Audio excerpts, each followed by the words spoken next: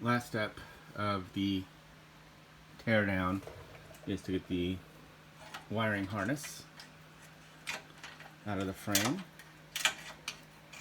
I'll start from the front, work our way back. Clearly, once it goes through the front forks, it enters the frame here.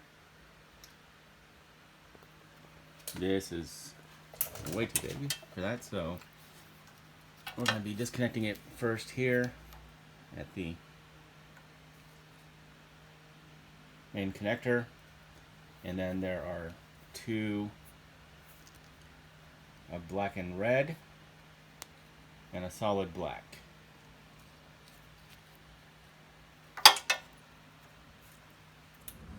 Next step, I have the ignition disconnected. Coming in through here, this is actually pretty narrow as it moves through here, so what's in the way is a rectifier, and it's apparently mounted here.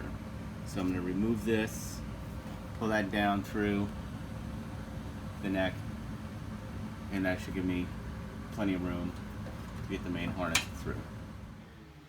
Front part of the harness is out. I'm going to try to just remove the rest of it, making as few disconnects as possible. The starter comes up to there, main leads out to the battery, two 10mm screws on the outside on the frame right there, the coil with the leads, two 10mm top of the spine. Should be that it. This is the brake light wiring. It's sitting behind 3 clips, then enters there. Exit via grommet.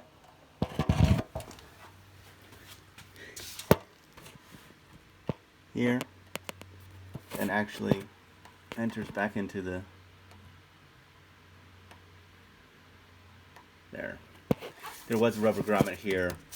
I removed it with the other battery wires. And here is the main wiring harness. Starting in the front. Starter. Leads, plugs, out to the battery.